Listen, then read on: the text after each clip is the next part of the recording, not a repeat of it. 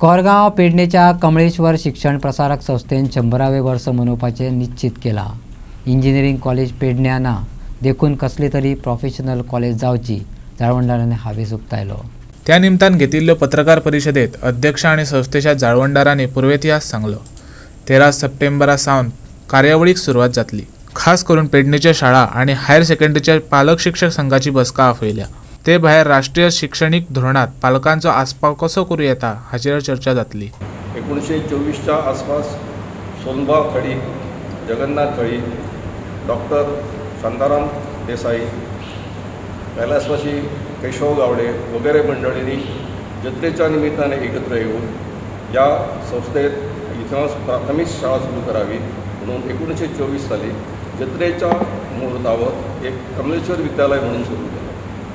1924 ते 1932 पर्यंत इथं ज्ञानदानाचं काम नाना उमरे करत होते।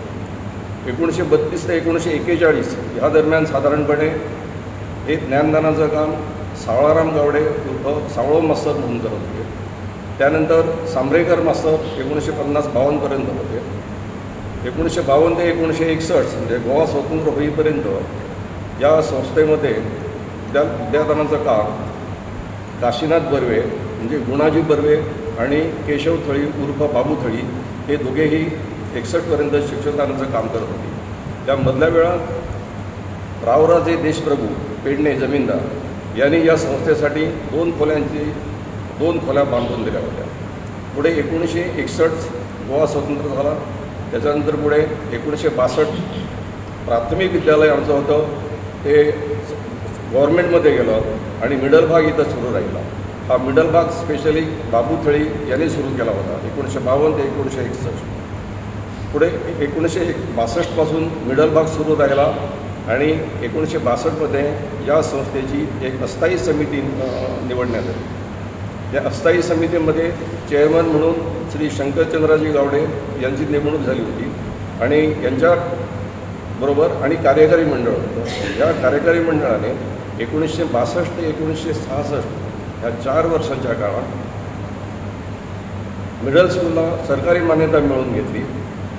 घटनेचा मसुदा तयार केला आणि घटना रजिस्टर करून घेतली 1964 साली आणि मिडल स्कूलला व्यवस्थित स्थैर्य मिळवून देण्याचा त्यांनी प्रयत्न केला। आमच्याकडे असे भुरगे असतात, असे विद्यार्थी असतात जे 90-95% त्यांची पर्सेंटेज घेतलेली असा आणि आमच्याकडे पुढच्या 100 वर्षात ह्या संस्था कितें करतली हेची योजना सुद्धा आम्ही जोगत्यार आमचे 100 वर्षाचे महोत्सव चालू असतलो तर आम्ही हे लोकांपुढे मांडलेले। 13 सप्टेंबरला आम्ही पेडण्यामध्ये ज्या वेगवेगळ्या शाळा आणि हायर सेकंडरी आहेत त्यांचे जे पालक शिक्षक संघ आहेत या सगळ्या पालक शिक्षक संघांचं एकत्रीकरण आम्ही आमच्या शाळेमध्ये करणार आहोत आणि या ठिकाणी आम्ही मान्यवर वक्ते बोलवून आता जे राष्ट्रीय शैक्षणिक धोरण आहे त्याच्यामध्ये पालकांचा सहभाग अतिशय महत्त्वाचा आहे। त्या संदर्भामध्ये पालकांमध्ये जागृती निर्माण करण्याचं काम त्या निमित्ताने आम्ही करणार आहोत म्हणून तालुक्यातल्या सगळ्या पालक शिक्षक संघांना आम्ही एकत्र करणार आहोत। 20 तारखेला 20 सप्टेंबरला हे शनिवार आहेत सगळे त्या दिवशी आम्ही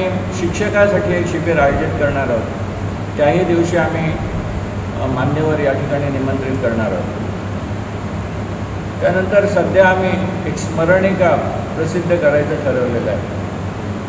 ही स्मरणिका म्हणजे सोव्हिनियर ज्याला म्हणतात ज्याच्यामध्ये शाळेचा इतिहास जो आहे हा शाळेचा इतिहास आतापर्यंत जो थोडक्यामध्ये आता सांगितला गेला तो विस्तृतपणे आपल्यासमोर येईल। ऑक्टोबरच्या साधारणपणे 9 ते 10 तारखेला आम्ही समारोपाचा सोहळा घेणार आहोत असं ठरवलेलं आहे ज्याच्यामध्ये गोव्यातले राजकीय नेते, शिक्षण क्षेत्रातले मान्यवर, सामाजिक क्षेत्रातले आणि सांस्कृतिक क्षेत्रातले मान्यवर या सगळ्यांना निमंत्रित करून एक मोठा कार्यक्रम घ्यायचा असं आम्ही ठरवलं आणि त्याच दरम्यान आम्ही एक सांगीतिक कार्यक्रमसुद्धा घ्यायचं ठरवलेलं आहे। असं आमच्या डोक्यामध्ये असं आहे की कुठलं तरी एक प्रोफेशनल कॉलेज आम्ही सुरू करावं। जसं त्याने आता तिकडे नर्सिंग सुरू केलं पण इंजिनिअरिंग नाही आहे पेडण्यामध्ये तर इंजिनिअरिंगची सोय नाही।